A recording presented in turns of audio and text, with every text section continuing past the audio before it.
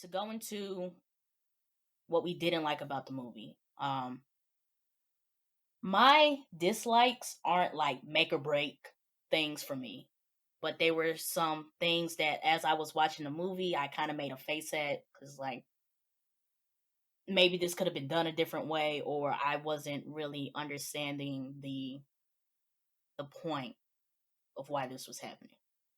So the first thing was Icarus's betrayal. So we get towards like the end of the movie, and I can't remember who was talking to Icarus, but they were like, you know, tell us what it might have been Kingo, and Yeah, it was he was Kingo. looking to Icarus to lead them and tell them what they should do about this celestial problem, and he's just like, I'm not who you think I am.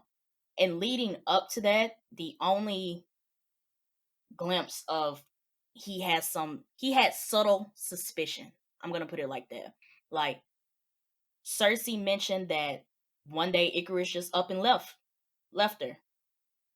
And so in my head, I'm trying to figure out, okay, so why'd he leave her? And then for it to turn out like it was, I was like, there wasn't really anything that was giving away that he was like prime suspect number one. So when the plot twist happened, that he was the one that killed Ajak and he knew about the celestial thing and the deviants this whole time, I was like, okay, that's a plot twist, but it really didn't hit me as hard as I think the plot twist should have.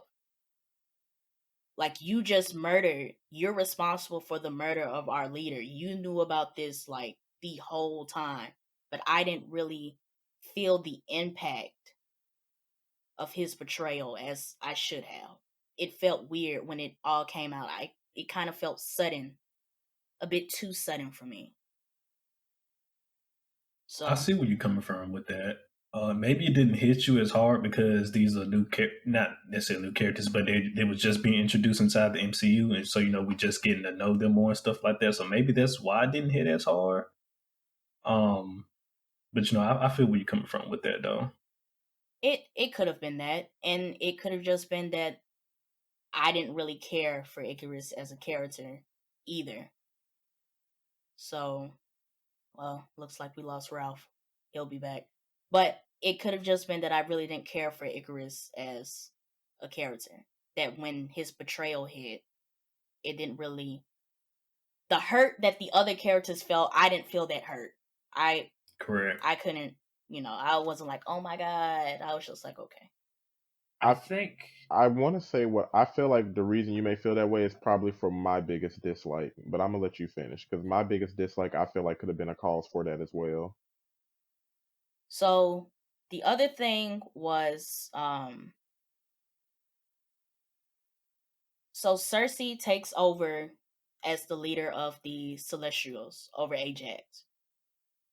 But her being chosen, so this is the thing. This is what made the betrayal start to make sense, because when Ajax died, everybody started looking to Icarus to lead them.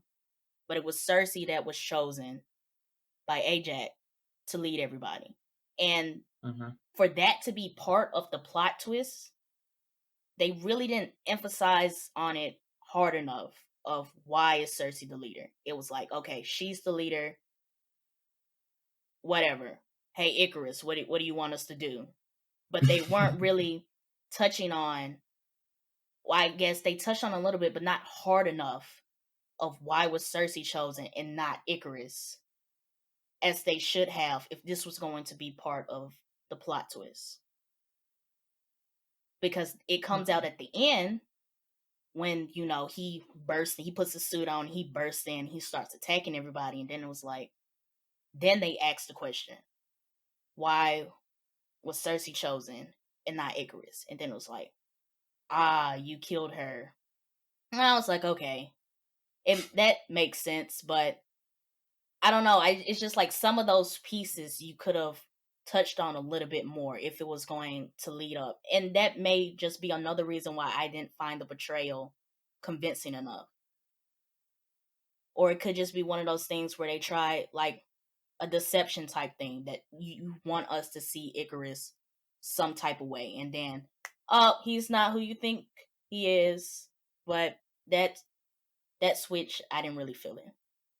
My last thing, and it's not really a dislike because there are some things that I did like about it. It was soap opera ish. It was like that soap opera type MCU movie that I thought it was going to be. It was more relationships and talking. Then they did have fight scenes, but it was more so, I guess, like the documentary thing that Kingo was doing. That's what it felt like. So we're going on a trip. It's what it felt like, instead of the action-packed MCU movies that we usually get. So I was expecting that going in, but I just thought it would have been a bit more. Yeah. But like I said, these aren't make or break things for me. It was just some stuff that I was like, oh, okay, here we are. See, if I had one dislike, like one solid dislike, or rather critique.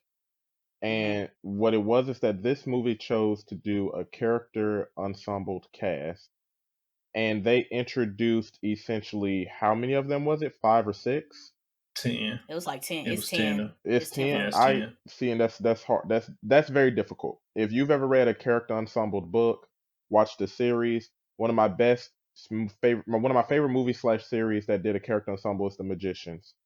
And the hard part about doing a character ensemble is already hard making each character independent of one another, giving them their own personality, their own wants, their own desires, their own motivations, their own intentions, and then making all of those prevalent into one series / in this case, one movie. Each character, I feel like, did have their own personality. I feel like each character, if giving way more time, a few more movies, everybody could find one they liked. I actually saw the ones that I thought I would like. However, when you throw all of these characters into one movie, the plot is solid, but no one character got enough time for you to build a strong relationship with, or to even understand the dynamics. Like, we saw the dynamic with Cersei and Icarus and how they were together, and then they separated. She fell in love with a human, quote unquote, fell in love. We see Sprite like having a crush on him. We see the other characters, the fast girl and the dude who could control minds. I can't remember all of their names. We didn't get no attention to that for it to be a soap opera type of movie. It was hard to focus on all of the characters enough for you to build that bond. And I feel like that's why I said I feel like my one issue kind of connects to yours, Portia, because when you have this character ensemble cast, it's difficult for me to say, this plot twist hit hard. How could he betray her? Why would they all look to him as the leader? Why don't they understand Ajax's opinion on picking Cersei? It's hard for you to get that impact because you just got introduced to a whole cast of characters, and each of them honestly got a fair amount of screen time. And I feel like that's not really a dislike, but that's why this movie, like in the beginning where we said it felt like an introduction movie, I feel like Eternals 2, Eternals 3, depending on how many come out, can be very, very enjoyable. Because this did set a pretty solid foundation, but it's hard to execute on building a character ensemble. It's really hard to execute that, especially if you're not like the Avengers, where each character in the freaking Avengers had their own independent solo film, and then a few Avengers films prior to that. You can't do that. Like, yeah, Avengers was great, but look at how much preparation the Avengers had before becoming the Avengers character ensemble movie. It had a lot. It had a lot backing that, which is why it was so That's good. true. The Eternals came from the jump with all these characters fall in love with them, and I feel like for what they did, that's why I said I'd give it a 6.5.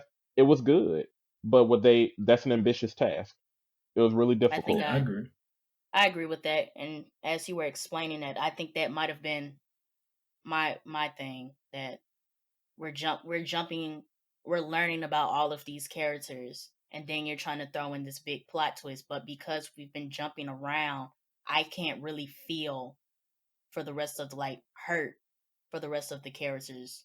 Like, I know it's like it was fucked up, but I couldn't feel for them the way that I think I should have.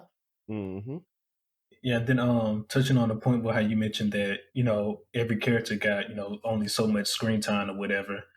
I think like the amount of screen time that Kingo and his valet have gotten was maybe a little bit too much. It Like was maybe they comic could have spent relief. It yeah, I was. mean, yeah, it was comic relief, but they also could have spent that time doing other things though. Though it was, funny here and there, I would give them that. But it's just that, some of that time they could have spent somewhere else as well though. That's true. I wouldn't disagree. But I'm it was 50. funny though, so I'll give them that. I'm 50-50 on that. That man pulled out 3. Y'all remember that scene? He pulled out 3 cameras. 3 cameras. Trace. He said, "You got another one?" Gotta come prepared. My He man was said, "You stay dedicated. ready, you ain't gotta get ready." He was Right. dedicated. All right. Hey, I want to go next. yeah.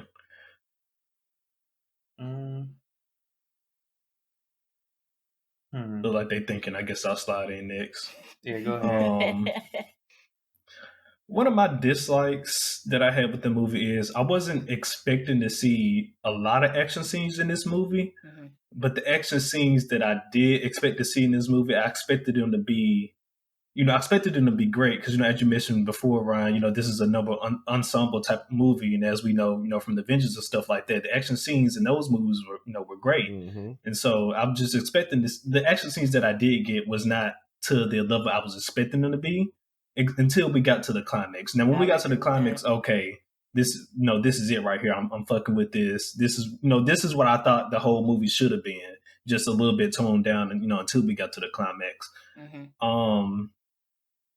Other than that, I think one thing I didn't like, somebody mentioned it earlier, the little romance between Jurek and Makari.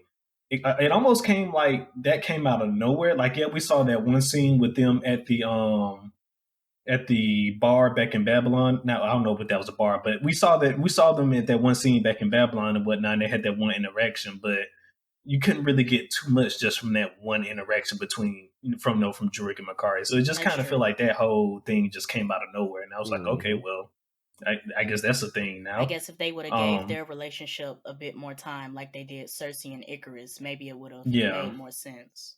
Correct. It would have been a 3-hour movie then. Correct. And then I guess the last thing that really I didn't vibe with is just, I guess, the villain of the movie. Who was the villain? That's the question. Who was the villain? Technically, the Celestial, it's 10 of us. It's 10 of us. Was it the but deviant? The villain is a group of 5 deviants, though. Like, come on now. And like, yeah, / Icarus. That's a good point. The villain. That's a good point. The villain.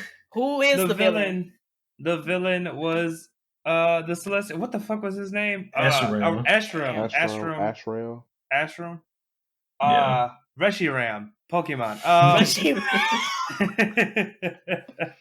guess they had levels. Like deviants are like. Yeah, but then even with the deviants, so you mean to tell me it's a group of 10 of us, but we only fighting like 5 of these guys? Like, come on now. Hey, they had the smoke for them boys. And that one deviant came out looking like Ultron. One of them started from the jump. One of them started healing themselves. They punched him, and he was like, "Oh, wait a minute, I'm gonna beat that." Yeah, and I was also about to say, only it seems like only 4 of the actual turtles have like fighting ability. That too. Yeah, that too. I guess, but I mean, I guess I don't know, because like for all the stuff that Cersei could do, I felt like she was underused. Like she can literally change matter, but some of the stuff it was almost like towards the end, she didn't know that she could do. Well, correct. No, I'll give you that. But just like the very first scene we run into into the first deviant, right? It was like she couldn't do nothing, not even to protect herself, really. Well, yeah, I would give it this. She can't change living matter, and also, but I will also agree that she probably. What's weird to me with Cersei's ability, I would feel like after a couple of 1,000 years, you would be more creative with it. Thank you. She could have been like the girl off of Invincible who had a similar ability. But I want to Adam Eve. I guess probably, I guess to put in some factors. One, when we were getting the flashbacks to like them going through the ancient times, Cersei wasn't using her powers for like high battles, fighting and high stuff. intensity Yeah. battles anyway. So, Mm-hmm. so then fast forwarding, when this deviant shows up, she hasn't used her powers in years. Like she may use it. No, She might use it for that's a like good point. small stuff, but she hasn't used her powers in years. She hasn't fought in years. Yeah. So She has. I forgot that they were you know Yeah. Right, watching so- everything happen. while I agree with I mean, I Ace, guess- I think it's Yeah. I won't say unrealistic, but I would say that that's a very high expectation to have of her based on the fact that they thought all the deviants were dead. They had no reason to fight. They had no reason to level up their powers to do that type of stuff. I feel where you're coming from. It's not necessarily about leveling up though. It's just more about where McMillian was coming from. Just like even if your powers even if you really didn't do that much fighting, I would figure that after all these years, you would have learned how to use your powers in some type of unique way. But I mean, if she's not fighting, if she's not in that mentality that I have to keep fighting deviants and protecting the human race, then maybe she just didn't think about using my powers in like different types of ways. I mean, She I did guess make that's that kind of tree like a fall cop now, out because Alex. their whole reason. She did make that tree fall. Remember when she used her powers to like turn a piece of it to water, then made it fall on the deviant and turned it into metal? Come on now, Yeah. that was in the I mean, that was in the moment. That was creative. interesting. Yeah. Yeah, it was. But another thing, I think to the point, even though I'm the one that brought it up, to go against that, Cersei, when we saw them fighting throughout the past, they had their designated, you guys save people, we fight deviants. Mhm.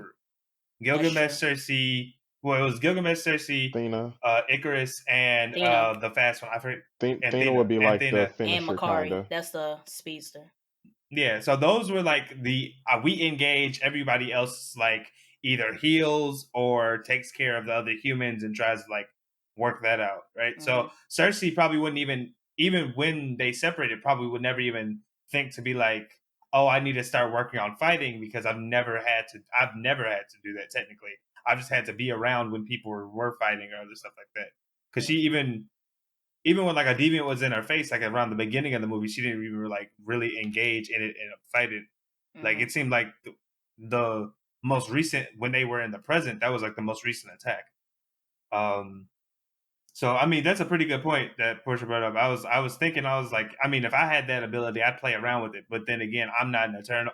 The way they wrote the Eternals, they don't even think like normal people do. So I like how you brought up that they did split the groups. So because when the movie first started, we don't see all of them fighting the deviant. We only see all 10 of them show up when the fight is over. And she was on the side that came after the fight. So or would be helping humans move around as the deviants came and attacked. Yeah, like similar to how similar to that recent fight, she basically did what you would probably imagine she did in all past fights. She tried to put them all in a building, turning it into stone so it couldn't break as easily. She pretty much was just playing her role. Yeah. Honestly, I kind of like that aspect about them. Not each of them. I guess they're not their individual heroes, to be honest. I guess the other thing is that she had to make something shake because they were short-handed. They didn't have all 10. That part. And then I guess the last thing I really didn't like was Athena killing the deviant, how she killed them. It was just like that's how, like, you caught him off guard, but it was so just glad like, you brought that up. And you want to know what went through my head when I saw that scene?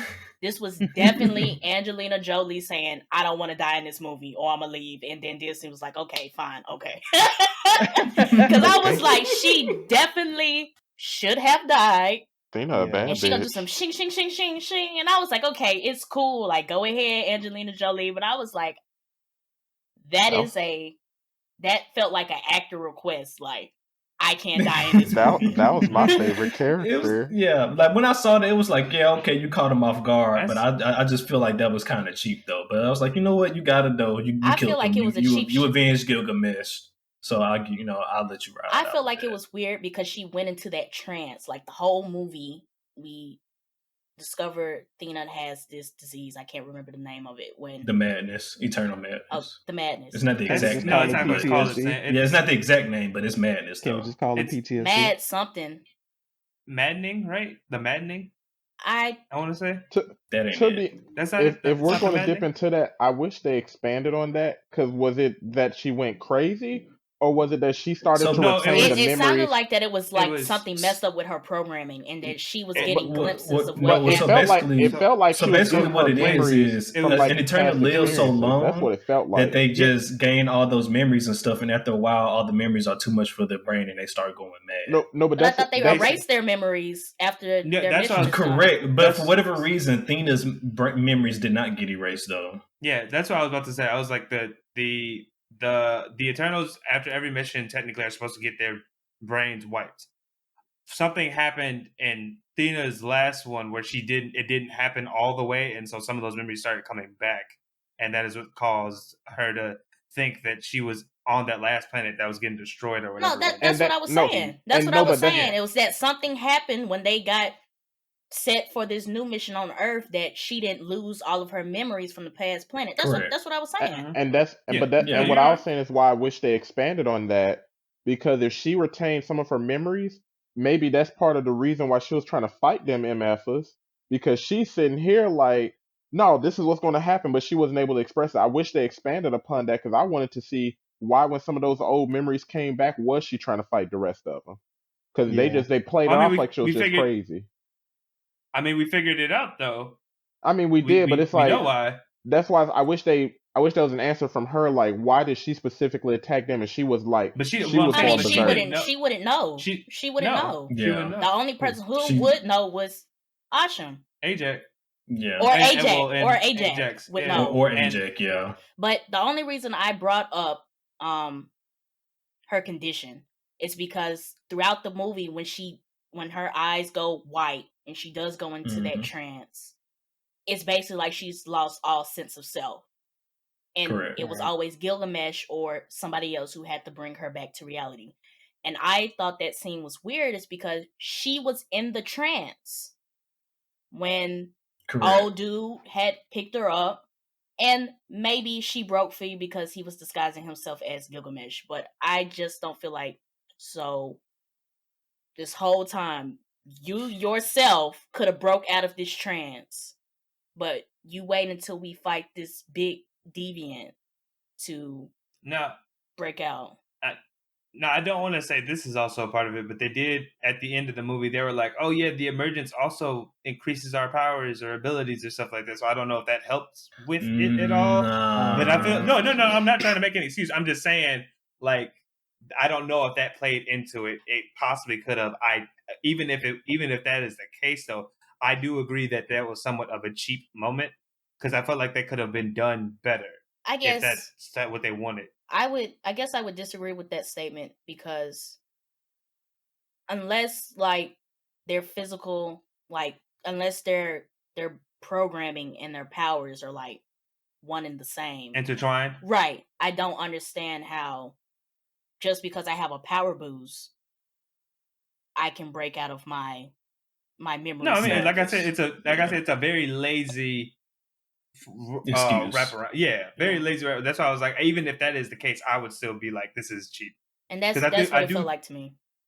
I do agree that moment felt somewhat like, we don't know how to resolve this, but we know we want this character to continue somehow. Correct. So, yeah. Like I don't know. They could have had Mockery come and save her or some shit. I don't know.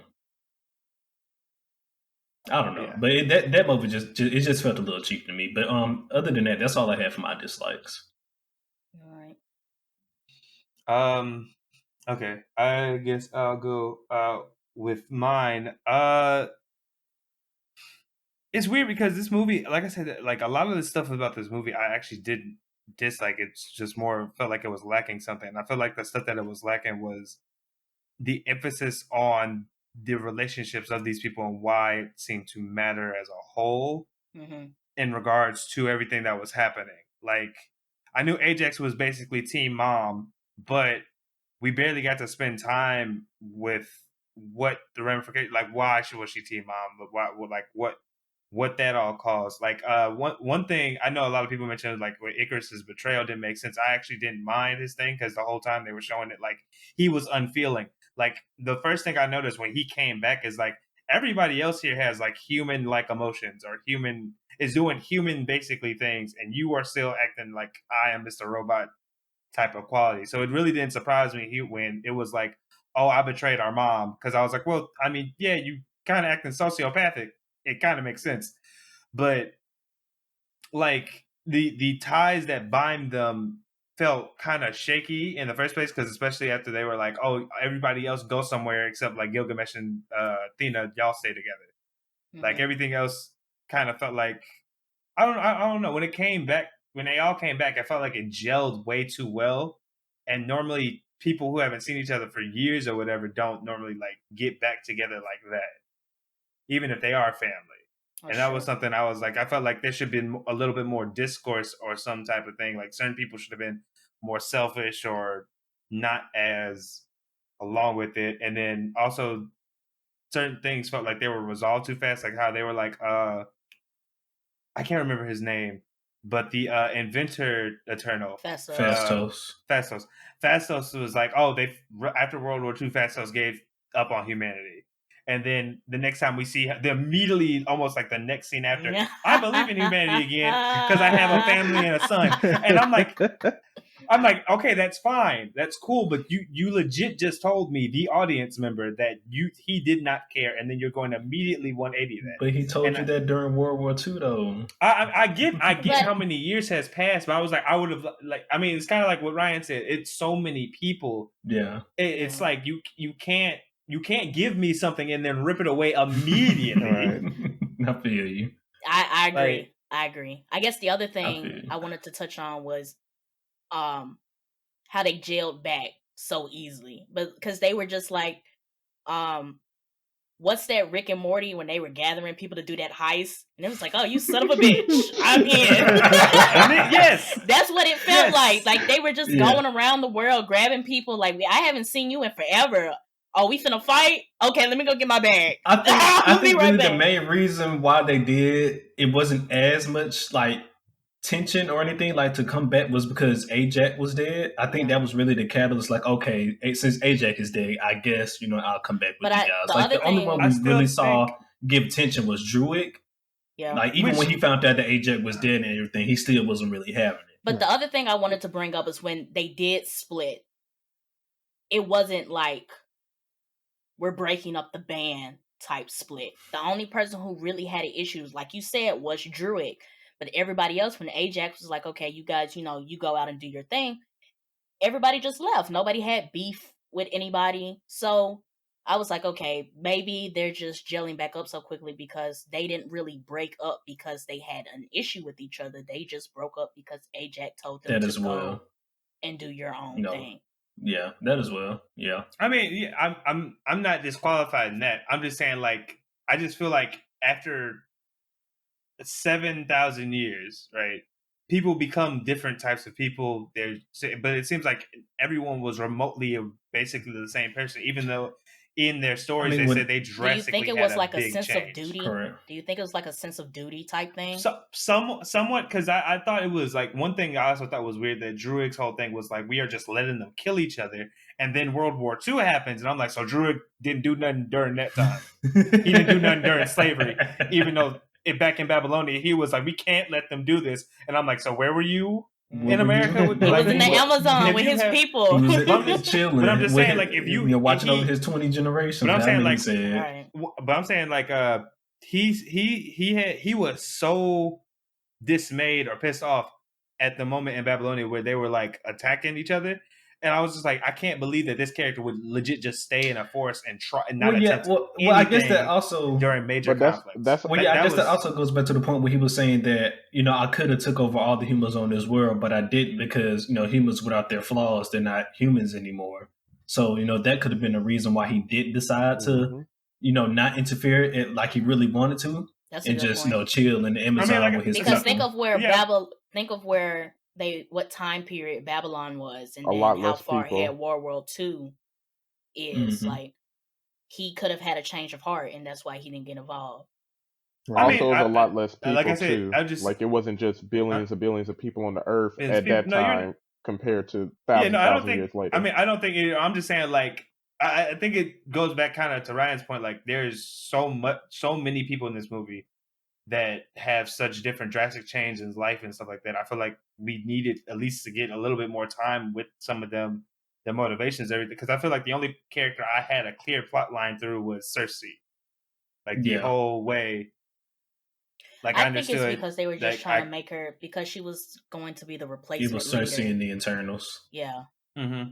They had to give her something of why do you deserve to be the leader of the Eternals? They had to give us something if that was the role that she was going to take on. And then I guess somewhat also to how, like, for instance, Ryan asked me this question: do I feel like if I had taken this movie out of like the MCU mindset, like how I feel like this is going to impact the rest?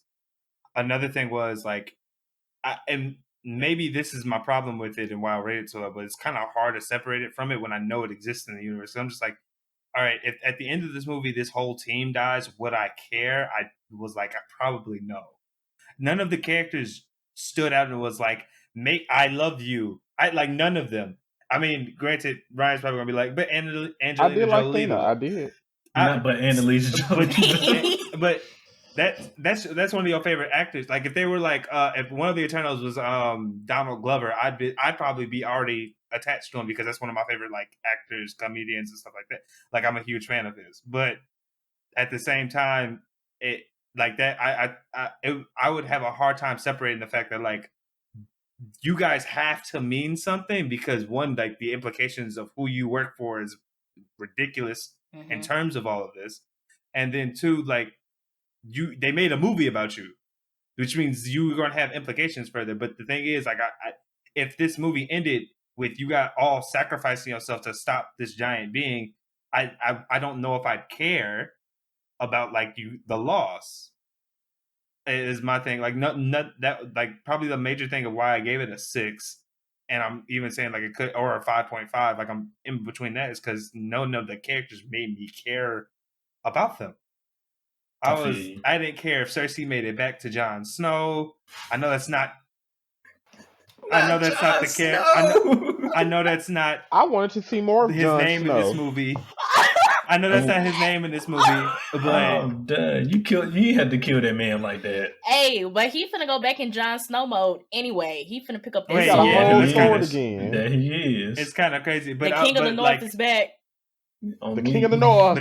But that's probably like my thing. I wasn't even because I didn't go into this movie with the expectation of it being actiony because I already figured like you got a 10 people cast. You have to try and make me care about some of these people before y'all even throw hands. And I was like, okay, this is mostly probably gonna be like a character story. Ain't no emotions behind the hands being thrown. No, yeah, there's no because the villain was copy paste alien that can somehow absorb your powers, which I really felt like they should have touched on a little bit more. But stick him in the neck. Stick him in the neck. Yeah, and then it was like halfway through, the real villain is Icarus, and then halfway through, and then after that, it was like, no, the real villain is Esheram, and then I was like, okay, who? Exactly. What? Why? Exactly. It was just too much at once, though. Like that's the thing. Like this movie, if they could have divided the cast by 2. I think it would have been a better impact for the characters, but really more than that. I guess they tried to do that by killing, Ajax off at the beginning, but it was still... It was too many folks. Yeah. Also something I feel like that somewhat ruined the movie, the Star Wars text crawl at the beginning. They were like, everything was cool until Ajax stopped believing in Atrium. I was like, why would you tell me that before we get to see it on screen? You know what's crazy? I'm glad you brought that up because they didn't portion. even touch on that though, because they were saying that everybody was cool until this one mission with Ajax, and I was like, okay, are they going to show us the mission? I thought for a second I thought this was the mission. Maybe technically this was the mission. That's why I was like, okay, yeah. Why would you?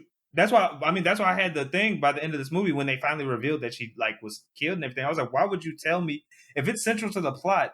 Why would you tell me that in the text crawl beforehand? Yeah, at the very beginning. Because I was like, when it happened, I was like, okay, Star Wars text crawl. Okay, are we getting background on a previous mission? And then by the end of the movie, I'm like, the way I was saying about was that text crawl describing this I wasn't mission? even paying attention Because to the if text so, crawl. That's the that funny kind I of part. guess that's took away what the tension. So I agree with you, McMillian. I think that confused me. Like, now that I'm thinking about it, I was thinking that because we were getting flashbacks in the movies, that one of these flashbacks was going to be something that related to the text crawl at the beginning. Mhm. And now that you've the whole mission, I didn't make that connection. I completely forgot about the text crawl, but I thought it was going to be something that they were going to touch on in the movie that related to it. yeah, so I mean, like, my dislikes aren't even necessarily like the care. It's just more like somewhat Ryan touched on, like that. I feel like they didn't give they gave people enough time to establish their characters, but not enough time to have them have weight on. I feel like the audience, and some of the action and stuff felt contrived, especially when you were like, we're switching the villain every 10 minutes. Mm-hmm. And then the text crawl thing. I just felt like there was somewhat of a mess on like what message they were trying to send in terms of like what was important and what wasn't. And I feel like that kind of dropped the movie down in terms of like my connection to the characters and how I feel like this will all impact the world. Like there could be great things that come from the Eternals movie. I don't doubt that, because I feel like the stuff they've established is huge. But the thing is, at the end of the day, I have to ask myself, did this movie make me care about the Eternals characters enough to like be like, oh, this one's my favorite or something like that? No. I mean, I hope to see them again because I want them to expand upon the stuff that they've shown us, but it's not because I want to see the character. It's not because I'm like, oh, I like that character or anything like that, which I think is a letdown. Because with the Avengers, I had my favorites. I had my people I wanted to see do more stuff, and this time I don't. And I think that's pretty bad for a team, movie. And it could be what Ron was saying, like, we cared so much about the Avengers because we got to spend a significant amount of time learning about each one of them before they were all meshed together in one movie. Correct. So I would agree. Let's move into what we did. Like, shoot, I am so sorry. I have not been it's able to Ralph. go. I'm sorry, Ralph. You've been dropping in and out of the call. Hey, Ralph. If Astrom got to take you out, just let us know. Is the emergency happening today? Ralph knows something. That's why they keep dropping me out the call. They don't want me to say anything. What Celestial do you work for? So you want Eternal Ralph? Listen. I don't know. I can't say. They write my checks. Not they write your checks. The main Celestial's not even. I mean, Eternal's not even getting paid. I am special, okay. But I would say the things that I did not like about the movie. Number one would definitely have to be Makari and Druig's relationship. It kind of just popped out of thin air. Like, where did that happen? When did that even take place? So, not to interrupt you, it's just so interesting that all y'all that majority of the people here brought that up, and this is what I'm talking about. Like, I didn't care when that happened. I was just like, okay, cool. I was like, they together, okay. Like, but I don't. I think maybe that speaks to how much I didn't care about the characters. I don't know, but I'm sorry. That could be why, because I was trying to find reason and give Marvel a chance to, explain all the characters and, give them a little bit of background. I feel like they did decent with everybody's character, giving them background and, learning about each and every one of them within the 2 hours and 28 minutes that they had or something like that. I feel like they did decent. They could have done better, said then it would have been pretty much a part 2 kind of movie, So Makari Druig's relationship that came out of nowhere. The love lust of Sprite wanting to be with Icarus. I was like I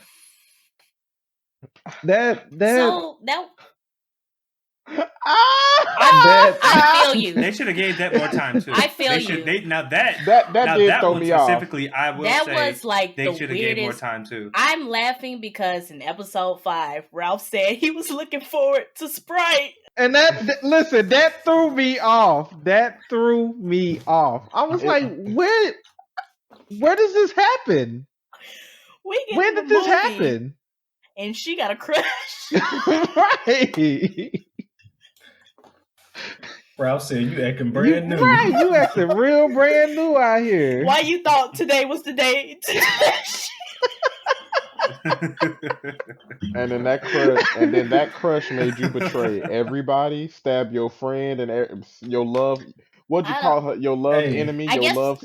I guess the thing about it that I was like, okay, I can get with this is that when we look at Sprite, we see Sprite as a child Right. because of how her physical composition and the fact that she does have that trickster personality. But Mm-hmm. when we found out that she was in love with Icarus, it gave her a different layer of complexity that she is actually a grown woman, and the Celestials gave her this childlike body, and because of that, she can't live a normal life like the rest of them. Like the rest of them are just fitting in through time because they're fully developed men and women, and she is a Mhm. child that. And Kingo even said it that when she asked Kingo why he left her, he was like, "Well, it gets weird when you're a child for 5 years and everybody can tell that you're not developing." Mm-hmm. So Yeah. I would say was weird, but it made me see Sprite in a different way when that came Yeah. out. I would agree as well. That really just kind of threw me off though when they just introduced that love connection with Icarus. Yeah, they probably. I Yeah, feel they need like to I feel like they could have went a tell us different more. route with her character instead of, you know, it being her love for Icarus, which is why, she went with him to try to protect the celestial that was trying to be born. They could have went the route of giving her the role of just trying to protect the other Eternals, because she did do that when she, did the whole magic thing of taking them away from the ship. They could have just went the route of that she's just trying to protect her friends, you know, instead of it being But a I guess love how would they reason. portray that right there at that moment, Huh? though? I said, how would they necessarily portray that right there at that moment, though, of her choosing to go with Icarus? If they did go that route I of, think it Honestly, I I think it thought made she was going to sense. Yeah, I feel betray like it would Icarus at work first. though, because in other movies to where it's always that one person in a group that they see, okay, my friends need an improvisation, yeah, pretty much improv to go and think about what to do next instead of dealing with the problem that's like right in front of them. That's why I kind of feel Mm-hmm. like they could have went that route of going, I don't because know if so you that would have basically fit going with her like, character though. well, that as well. yeah, But basically, what you're saying is like she was basically just, at this moment, I guess I'll deal with, I'll go with Icarus because I know at the end of the day, if we succeed, we're still gonna all be alive at the end of the day. right. So that way, okay, yeah, I get where you're coming from. I did expect her to either betray Icarus or try to convince him, like over time, like, don't fight them, let's not do this. But when she stabbed Cersei, I thought that too. this bitch betrayed everybody. Like So that was your I feel homie. like Yeah, her siding made sense. Like even though the love reveal was weird, her siding made sense because everybody looked to Icarus to be the leader. So we have everybody Mm-hmm. looking at Icarus to be the leader, and then for Sprite on top of that, she's in love with him. So I mean, it's kind of like either I go with Icarus because if I go with him, I'm with Icarus, That's my or future I stay man. with these. That's what I'm saying. Like I feel like it was her desire that made her go with Icarus instead of I should be fighting alongside the rest of my family. And it's going back into how she felt, like when she gave that whole spiel to Cersei, like when she stabbed her, and she was like, "I always envied you because you always fit in. You got to live and have romance and friends, and I can't stay in one place for too long because then it starts looking suspicious. Mm-hmm. So I feel you. she made an emotional choice instead of the rational choice of that we got to stop these Celestials. Right. Mm-hmm. I also feel that Cersei's character was decently developed, and through the movie, it kind of felt like I was watching Deku or somebody similar to, like, oh, I have pretty much like a level 1 kind of power, and I have to grow into knowing the other powers. Pretty much how we watch, not to go off on like too far of a tangent, but say Deku, when he got One for All, he only knew that one power. But as we go on through Deku, we start to learn that he has more than one power, and he's learning that as we go. It kind of felt like we got that through Cersei as well, to where she only knew that she can only turn one thing into another. But when she found out that she can turn a deviant into another living matter, she was very surprised, and it was kind of that similar feeling with Deku, and I felt like we got that same build up. But it was too many times where she would just look so afraid in fights, or she would just stand there instead of getting into action. Like I kind of feel like she could have did a lot more in fights instead of just kind of standing around and just. That was one of Ace's dislikes, and you may have dropped out during that Yeah. time, Ralph. But we did talk about the roles everybody power played. gap between Cersei. I'm sorry, Ace. Because you good. Because I'll just touch up on it real quick. Because one of the things they mentioned was there was like the Eternals were split into two groups, like one fighting group and the other were more support group. Mm-hmm. But I mean, I'm still on the fence that your whole mission was to go here and fight deviants. So even if you did have this sort of support role, you still had to have some sort of urgency in battles, right? To some degree. Well, I feel like she did in some degree, and maybe because of the fighting group, because of the powers that they had, she didn't have to use them a lot. Like she had that just in case. Correct. She had that just in case power, like in case of emergencies. But pull this out. But everybody else, like everybody who was fighting on the front line, had such high level powers that. Correct. Yeah, I feel you. But also paying attention to what they mentioned in the movie, how he said he set up the Eternals to not evolve. What makes it interesting is that they got their powers, and even going through the flashbacks, it doesn't seem like their powers change much. For Cersei's to evolve, I guess this is like the part of me that actually enjoyed the movie and wants to see a second one and probably a third one. I do want to see if the rest of the characters, do their powers evolve, how do they change over time, and what can come of it.